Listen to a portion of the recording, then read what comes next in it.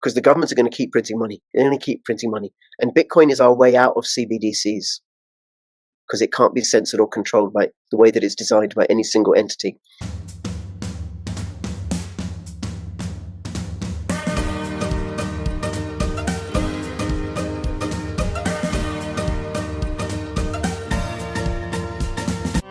Take the first step towards online privacy.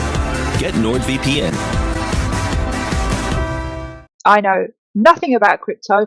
I have no investment in crypto. And by the way, guys, I'm not pushing crypto here, but we're just going to touch on Would money. you encourage people to get gold and silver? Well, yeah, actually I would, yeah, because it's a tangible commodity that will, in one way or another, either rise or sort of be stable in value, no? So gold and silver are money, all forms of wealth. Every single currency in the world, the dollar, the euro, the yen, silver, Bitcoin, everything is measured against gold. Gold is the ultimate form of money. Now they're not upfront about it because then they get to keep the gold for themselves and they want us to believe the fraud that is the pound and the dollar and the euro or whatever, right? And they think that CBDC, but gold is money. What are the characteristics of money? It's the exchange. It's what people use to buy things. Yeah, it's a value transfer. It's an exchange, right? You can exchange value with it. It represents value, like 10 man hours or woman hours, right, of labor or whatever. 10 hours of labor and energy, as represented by this token, by this piece of gold sovereign, for example, right? And then I can use it to buy something off you. I'm a cobbler. You have potatoes. You don't want any more shoes. You've had enough shoes, right? But I'll give you this sovereign for a sack of potatoes, and then you can take that sovereign and go and exchange it for some fish because you've got plenty of potatoes, and now you can make fish and chips. And the fishmonger can come to me and say, "Look, here's a sovereign. I need some shoes." So you got that circulating, that exchange of value, right? But you can't use anything to exchange value. It has to be durable. We couldn't use leaves because they would decay. Yep. Right. And actually, in one state in the US, they did use tobacco leaves and they did decay. Right. There's got to be enough agreement. I can't give you like a stone that I got off the beach here. Yeah. Rich, I'm not taking this. The fishmonger won't take this. So there has to be agreement. Agreement, token of value, durable, because you don't want to give something that's going to decay. Portable. I want a sack of potatoes. Here's a tree trunk. Yeah. What am I going to do with the bloody tree trunk, right? And the tree's still in the ground. So it's got to be portable. Yeah. And then it's got to be divisible. So it's got to be able to divide it. It's also got to be fungible. And what that means is that one ounce of gold is exactly the same as another ounce of gold. A tree trunk, this is a sycamore tree trunk, is not the same as an oak tree trunk, right? So it's got to be fungible. Fungibility, portability, durability, divisibility, exchange of value, agreement, and scarcity. We don't use tin as money anymore because it's worthless. The greater the supply of something, the less value it has. Which is why silver has less value than gold, because silver is more common than gold. Silver has all those qualities: divisibility, portability, fungibility, scarcity, agreement. So gold and silver have all those characteristics, and the pound in your pocket almost does. It doesn't have scarcity. Right. Because they print it away. They're printing out of existence. Eat out to help out. We'll press a button. Here's more pounds. Oh, we want to go and support the killing of people in Ukraine and Gaza. Oh, we'll print some money, buy some more weaponry.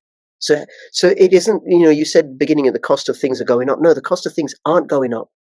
The purchasing power of government issued currency, like the pound, the dollar, the euro, is going down. I remember when we first came to this country, 5 of us, a weekly shop, a big trolley full of food, £5. Wow. How long ago was this? 1970. And despite the features, right? £5. And how much is it now? Don't even go there. I couldn't even afford to do a trolley full. It just wouldn't happen. I get like a quarter of a trolley, and that's it. That's in, Aldi. I don't drink Coke, so I don't know how much a Coke is nowadays, right? No, not do I. Right? But it's like I need more and more pennies to buy the can of Coke. The can of Coke is the same. Coke is the same. It's terrible, right? But the purchasing power of the pennies has reduced. So I need more and more because they keep increasing the supply. You increase the supply of something, it loses value. So you can't increase the supply of gold. You can't accelerate it because you have to work to get it out of the ground. You can't increase the supply of silver because it takes work. You can't just push a button and print more silver or print more gold. Mm. All of those characteristics Make it valuable.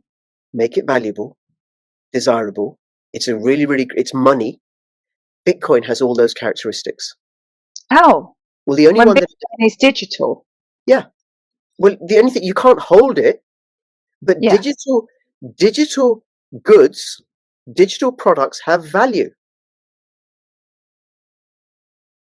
Like what? Email, the application you're using to record this video, the browser, Firefox browser, Brave browser, Dissenter browser. It has value. It has utility. Some digital goods people pay for, like a VPN, Microsoft Word. It has value. Just because you can't hold it physically doesn't mean it's got no value. Yeah, because who decides it's got value are people, which is people doing the market, which is really people just exchanging value with each other. You know, in Britain, I don't think people get the value of gold. No. Well, too bad. Too bad for you, Laura. People in Africa get it. People in South America get it. People in Asia get it. Right? Yep. People in Germany get it. The market is global. So digital goods do have value. You just can't hold on to them. But then we live in a digital world, like it or not. I can't send you gold. I can send you a message on WhatsApp or Telegram or an email.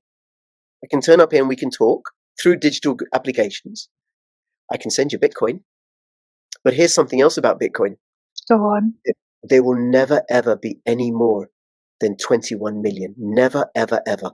We will always keep, as long as there's gold in the ground or in the sea or ways of extracting it, the gold supply will always keep increasing, little by little by little by little. Same with silver. So that there are mines in South Africa that are now 2 miles deep to extract like an ounce of gold from tons of rock, because gold has that value. Bitcoin, once there are 21 million produced, that's it. How many's produced? Do you know how many's been produced at the moment? Right now, I think it's about 16 to 17 million. And what happens is when it gets harder and harder to produce them. So a little bit like when the Europeans went over to North America, they found big nuggets of copper on the ground, like a sofa-sized nugget of copper. And the Native Americans had no use for it, so the Europeans snaffled it up for their electrics. Okay, so all the easy copper's gone. Now we've got to dig a meter. Takes more work, more energy. Now we've got to dig 3 meters. Now we've got to dig 100 meters. So over time, it takes more energy to produce a diminishing supply, but the demand is still growing, the utility is growing, so the value grows. And they keep printing the fiat currency. So with Bitcoin, Bitcoin's a way of preserving value, just like gold and silver. And Bitcoin, like I said, I can send it across to you in an instant. It takes about 30 minutes. The other thing about Bitcoin is that it's decentralized. It's peer-to-peer. It's not issued by a government or a central bank. It's our money. It's people's money. So how does that work? I mean, right, how do you know which Bitcoin is the right Bitcoin? Okay, so far I've spoken about Bitcoin specifically as Bitcoin. Right. Right? There are thousands and thousands of cryptocurrencies, of these digital forms of payment, right? Many, many different types. Some of them are scams, some of them are shams, some of them are failed projects, some of them are fabulous, some of them are in between. There's many, many. Bitcoin, I would invite you to consider as digital gold. It is the mothership of all cryptos. It's the most conservative one. Buy a little, no more than you can afford to lose, learn a little bit about it, come back in 8 years, tell me how you did. Because the governments are going to keep printing money. They're going to keep printing money. And Bitcoin is our way out of CBDCs, because it can't be censored or controlled by the way that it's designed by any single entity. Keep your cryptocurrencies super secure with EliPal's Titan 2.0. Discount code with my link, bit.ly/CryptoRichEliPal. bit.ly/CryptoRichEliPal. Link in the description below.